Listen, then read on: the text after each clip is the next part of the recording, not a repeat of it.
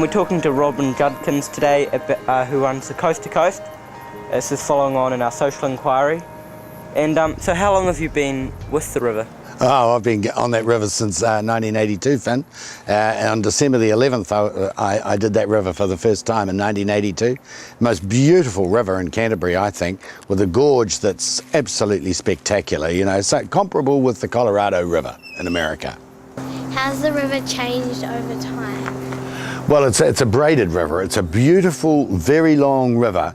But the things that change it are the weather, of course, you know, so we have a big rainfall and that changes the course of the river. It's changed most dramatically, though, in the amount of water that flows down it. It has halved since I started first kayaking it in 1982. And how does sport help the river?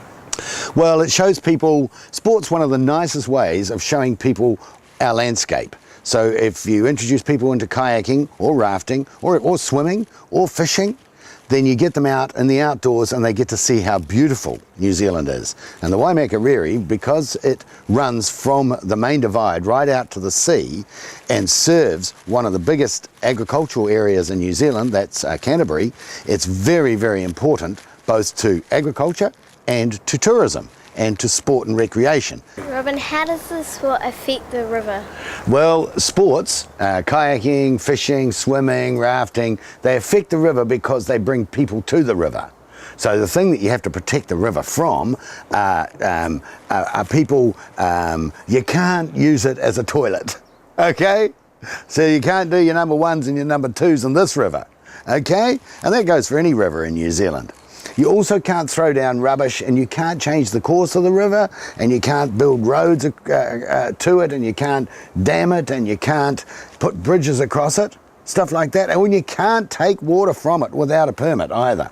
So there's lots of ways that that sport and agriculture and everything else affects a river. Specifically though, sport brings people to the river. And then you've got to mitigate, that's to say lessen, the effects that those people will have when they get onto the river or they're around the river, you know, camping on it, places like that.